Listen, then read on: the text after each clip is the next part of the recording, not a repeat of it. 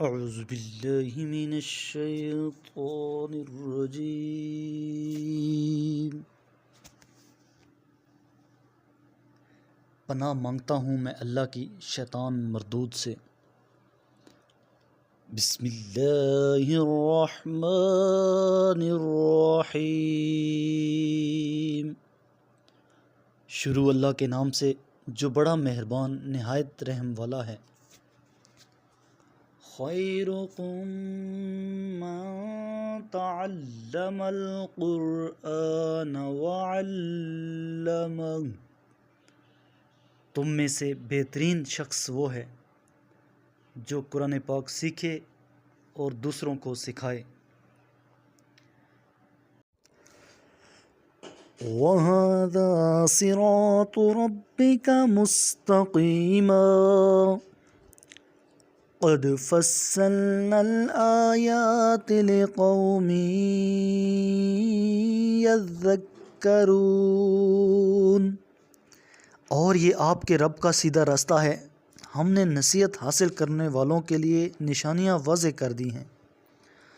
لَهُمْ دَارُ السَّلَامِ عِنْدَ رَبِّهِمْ وَهُوَ وَلِيُّهُمْ بِمَا كَانُوا يَعْمَلُونَ، ان کے رب کے ہاں ان کے لیے سلامتی کا گھر ہے اور ان کے اعمال کے عوض وہی ان کا کارساز ہے۔ وَيَوْمَ يَحْشُرُهُمْ جَمِيعًا يَا مَعْشَرَ الْجِنِّ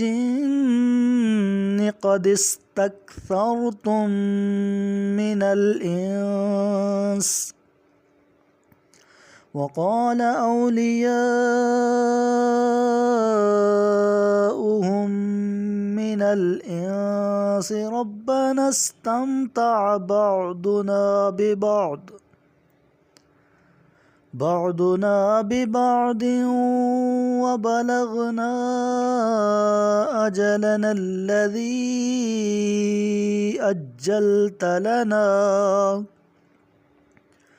قَالَ النَّارُ مَثْوَاكُمْ خَالِدِينَ فِيهَا إِلَّا مَا شَاءَ اللَّهُ إِنَّ رَبَّكَ حَكِيمٌ عَلِيمٌ۔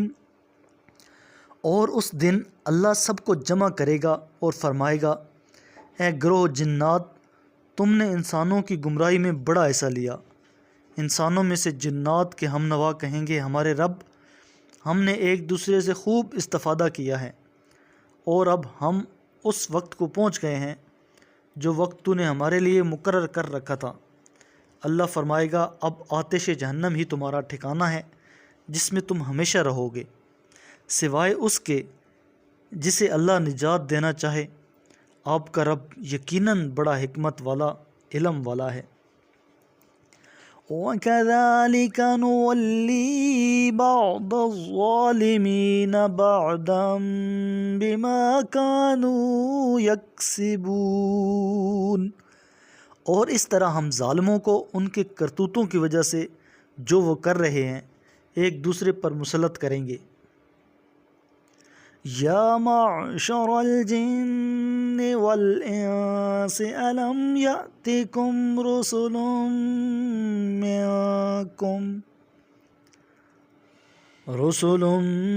منکم یقصون علیکم آیاتی وَيُنذِرُونَكُمْ لِقَاءَ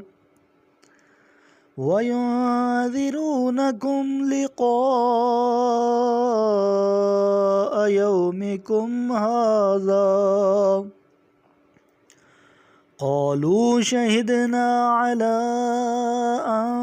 أَنفُسِنَا وَغَرَّتْهُمُ الْحَيَاةُ الدُّنْيَا وَشَهِدُوا عَلَىٰ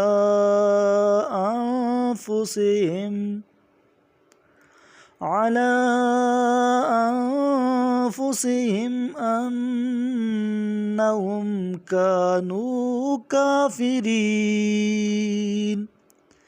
اے گروہ جنو انس، کیا تمہارے پاس خود تم میں سے رسول نہیں آئے تھے جو میری آیات تمہیں سناتے تھے اور آج کے دن کے وقوع کے بارے میں تمہیں متنبع کرتے تھے؟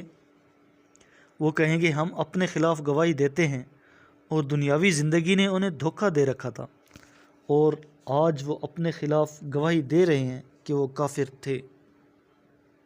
میرے کریم لجپال نبی کریم علیہ الصلوۃ والسلام نے ارشاد فرمایا، تم قرآن کی تلاوت اور اللہ کے ذکر کو لازم کر لو، کیونکہ یہ زمین میں تمہارے لیے نور اور آسمان میں تمہارے لیے ذخیرہ ثواب ہے۔